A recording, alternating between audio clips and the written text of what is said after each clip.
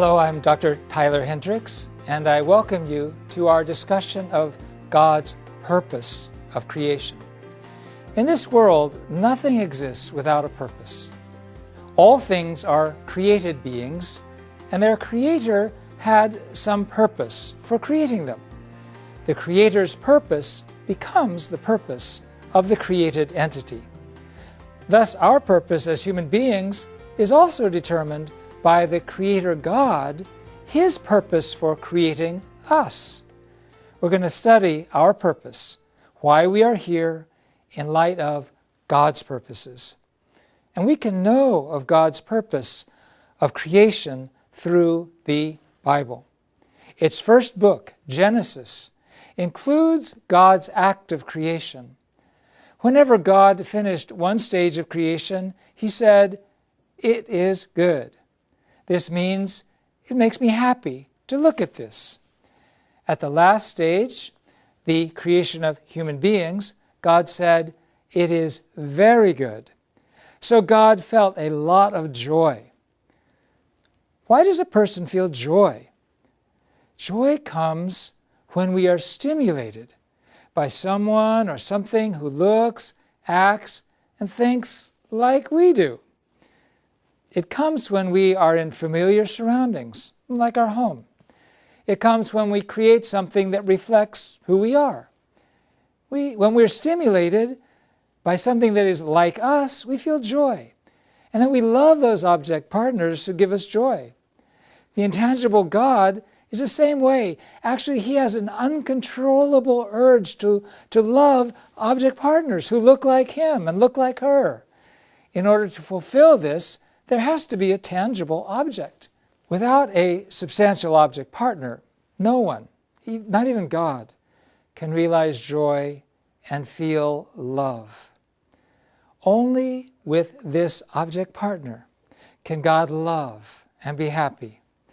And God's object partner feels loved and is happy also. So that's why it's win-win. Lots of love, lots of happiness. That's why the creation began.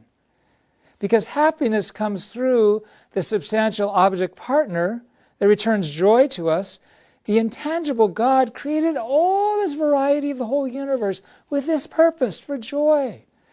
Human beings are the children of God who resemble Him completely. We are His companions of love. Then when does God feel the most happiness? It was when He created Adam and Eve, His children, when what He conceived as an idea was fulfilled. God created us according to His form and shape. In other words, God is the parents of humanity, our father and our mother.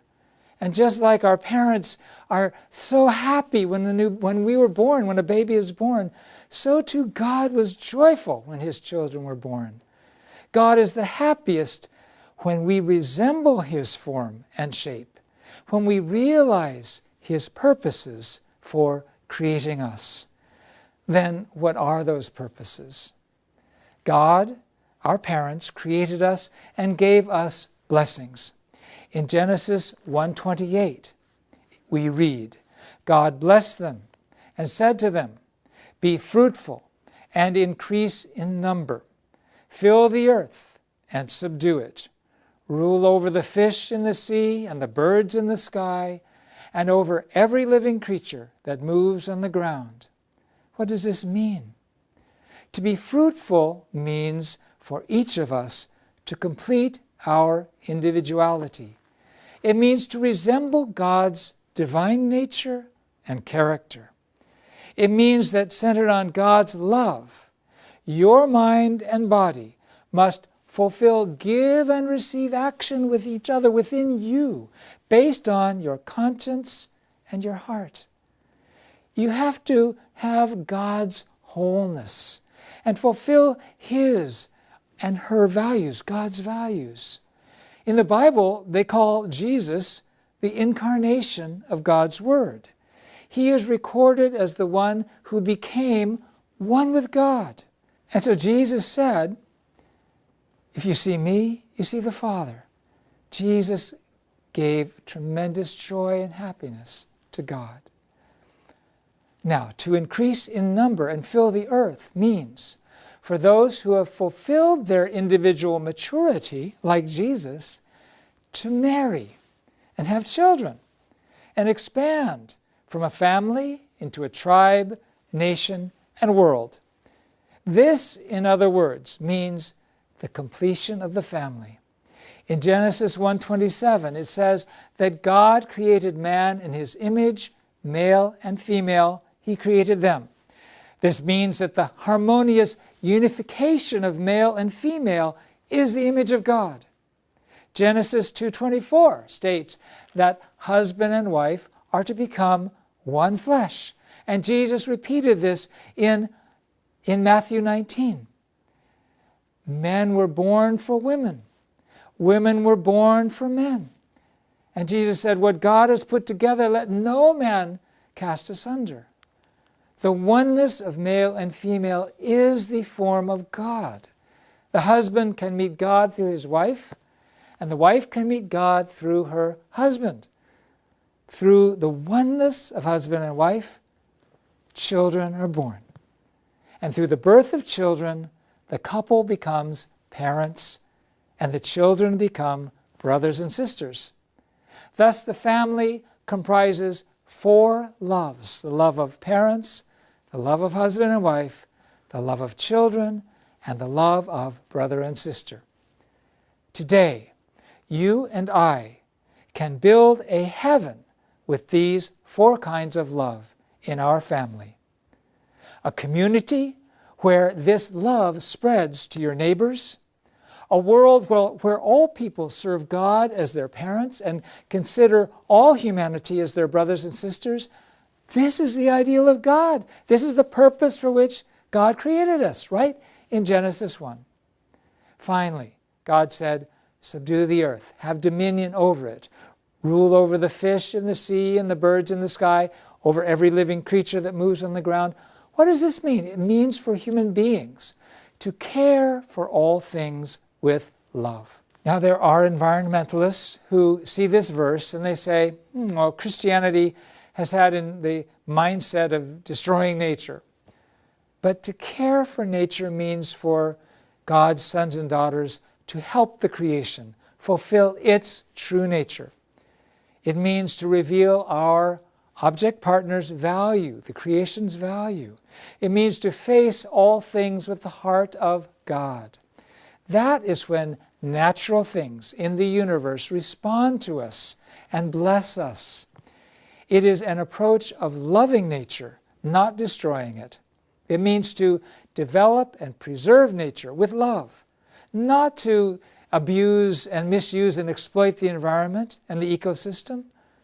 This is the extremely important insight of unification theory and Reverend Moon's own life, to take care of the creation, to take care of the oceans, to take care of all of God's creatures.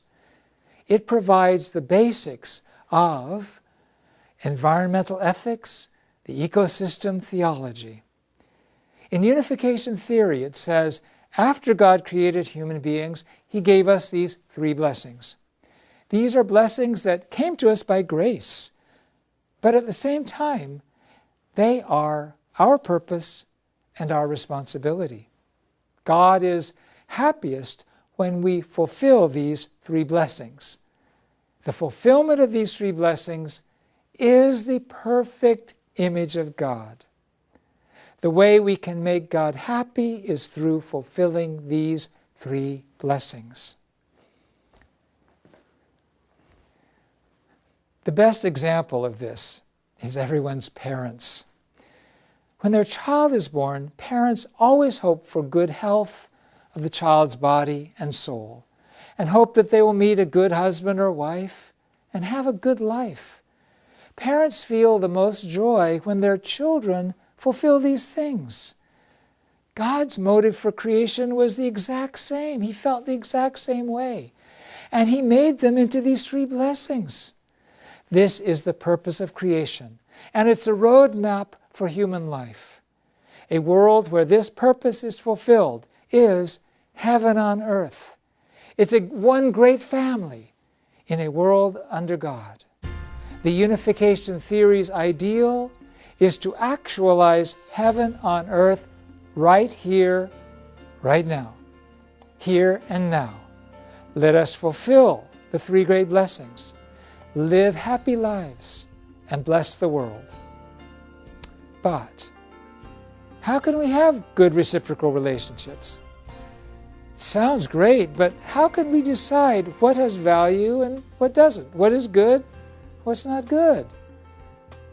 These can be tough problems, and in our next session, we're going to address these questions. Thank you so much for your attention. God bless you.